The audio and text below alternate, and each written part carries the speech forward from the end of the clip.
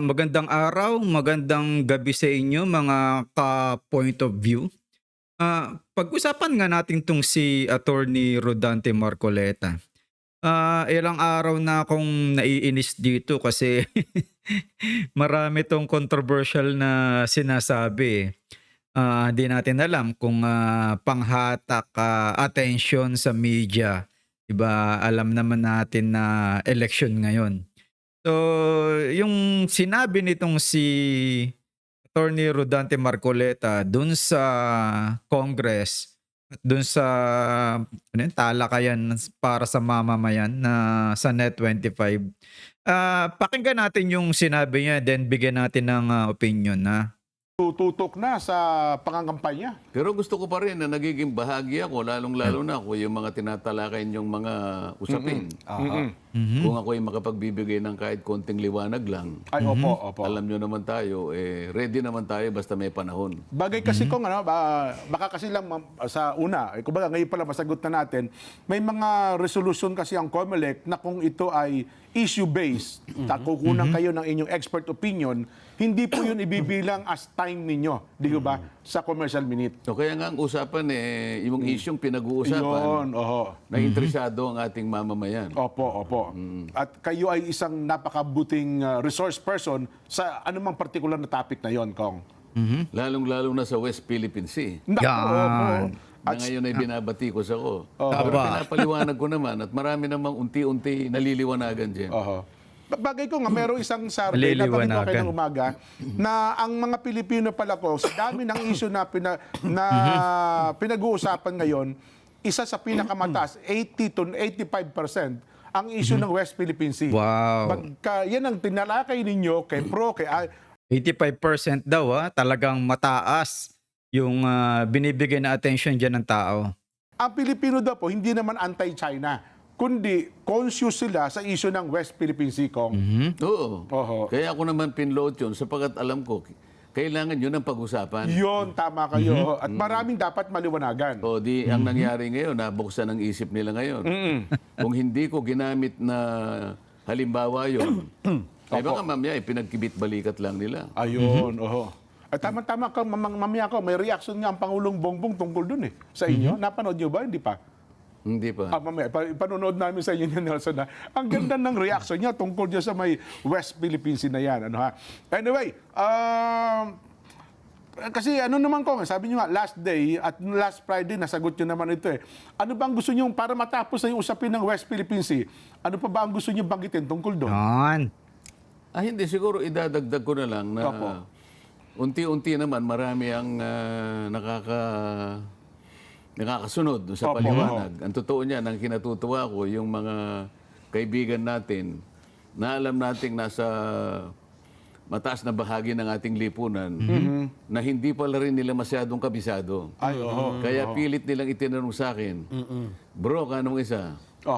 Paano ba sasagutin ito? Ibig ko sabihin ngayon, hindi rin niya Sila man, kabisado. tama to, sila man. Kaya lalo akong natuwa na yung palang pagkakagamit ko, yun ang tamang paraan para pag-usapan talaga. Opo. Sapagkat ang gusto ko lang namang maging pamantayan nung ating kung ang pag-uusapan natin ay yung ating sigalot Opo. sa bahagi na yan ng ating mundo, ay yung kung paano natin ginamit yung West Philippine Sea. Opo. Tayo-tayo lang ang may kagagawa nun eh. Tayo lang yon. Aha. Hindi ka bahagi yung Community of Nations. Ayun. Sila, hindi pa nila alam na yun ang katawagan na ginamit natin. Bagamat sa atin, yung kabuuan ng West Philippine Sea, ito yung exclusive economic zone. Oho. Alam na natin po, bilang Pilipino. Na palagi ko nga sinasabi, Oo. kaya pangalanan natin, kaya hindi. Sabi ko, yun ay sariling atin. Ayaw ko lamang kasi na kung minsan tayo ay nagiging tampulan ng katatawanan dahil ginagamit natin, tayo lang nakakaintindi. Oho. Yung iba, ano may pinag-uusapan? Yun ang ayaw ko eh. Ayun, oho. Katulad ng ipinaghalimbawa natin nung nakaraan. Bigla na lang tayong gagawa ng isang bagay na hindi natin isasangguni doon sa mga organisasyon na pandaigdigan na sila may Hindi sinangguni daw sa organisasyon, ha? Sige. kinalaman. Halimbawa, para ilagay nila yung ating mungkahi na pangalanan natin ito. Kasi Yan. hindi ganun kasimple. Solusyonan na natin ito, Kong, di ba? Hindi tayo lang ang gagawa. Ayun. Nagsimula yan doon sa pang-uurot nung dating Secretary of State, yung Hillary Clinton, Hillary nung pumunta Clinton. rito. Oho. Kasi nakikita niya yung taas ng usapin tungkol dito. Para lamang siguro maitaas niya yung ating yung ating moral, Opo. Yan ay kay West Philippine Sea. So ang ginawa ng ating dating Pangulo, Dalas-dalas gumawa siya ng naman sila. executive Opo, order. oo, sinamantala na nila. Pwede rin naman sana yun, pero alimbawa, Pwede daw pala bukod sa ganun, meron sanang tahimik na gumawa, kinausap yung pandaigdigang patalaan ng mga mapa ng ating karagatan sa buong daigdig. Oo. At ipakiusap natin kung ano man yung proseso, matagal man o hindi. Para sa ganun ay maitala talaga na yun ay mula ngayon ay tatawagin siyang West Philippine Sea. Oho. Para Ayan. Putulin na po muna natin kasi hanggang 15 minutes lang tong aking video at hindi pa verified yung aking YouTube channel kasi merong problem sa phone verification. So dito po, tingnan natin na kung ano man yung sinasabi ni Kong Marcoleta na problema, di ba? Kasi kailangang anuhin natin to resolbahin natin to Ito, dun sa 18th Congress of the Philippines nung 2023 to, 'di ba? Anong sabi dito sa sa kay ah, proposition yata to ni Francis Tolentino. Ano sabi niya dito? Institutionalizing the mandatory use of the names West Philippine Sea or Kanlurang Dagat ng Pilipinas to refer to the marine areas in the western side of the Philippines and for other purposes. So meron ng ginagawa dyan. Diba? Late ka na. Hindi mo siguro nabasa to.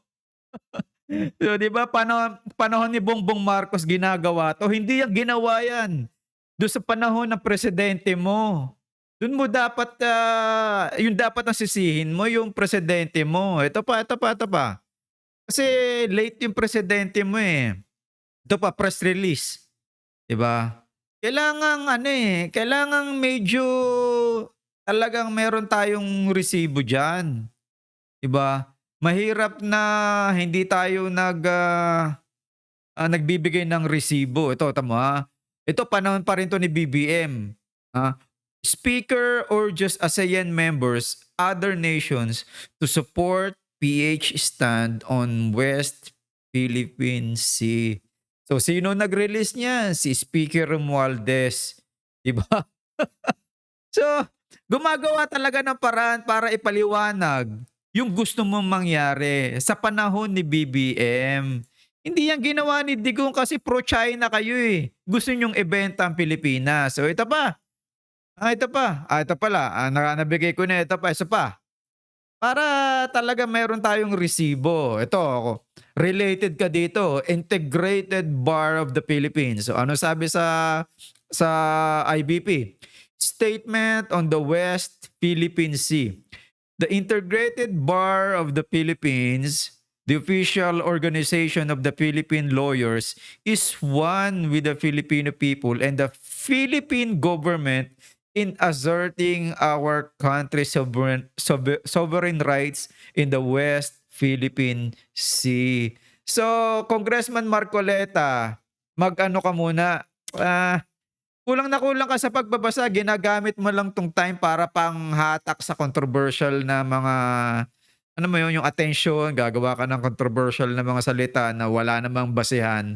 Dapat yung presidente mo sinisisi mo. Kasi hindi niya ginawa yan. Buti nga si Pinoy. Pagkatapos nun, di ba, wala nang ginawa yung presidente mo.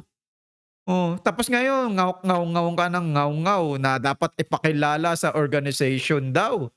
Yan na nga yun Di ba? Yan na yun. Wala nang ibang sisisihin dyan, kundi yung presidente mo. Wala kayong ginawa. Wala kayong ginawa. Ito pa. Philippines asked United Nations to extend boundary in West Philippine Sea. Kailan yan? June 16, 2024, panahon ni BBM. So, wala kang dapat sisihin kundi yung presidente mo. Diba? Ikaw, hindi ka nagpo-promote. Ang pinopromote mo lang, yung kampanya mo. So, tumigil-tigil ka na, Marcoleta, yung mga style mo. Diba? Lagi ka makakarinig sa akin kasi sinasayang mo yung galing mo. Diba? Imbis na sumama ka dun sa partido na hindi pumapatay ng tao, hindi nagmumura ng kapwa opisyal ng gobyerno, yan ang sinusuportahan mo. Hindi ka mananalo, promise. So, ito lang po mga kaibigan, konting opinion lang at sana maunawaan natin ng mga nangyayari sa ating paligid. So, nasa tamang point of view lang dapat tayo, 'di ba? Yung normal, reasonable, rational. So, yan lang po. Maraming salamat sa inyo at nawa ay tayo'y lumandas doon sa tamang pag-iisip. Maraming salamat po.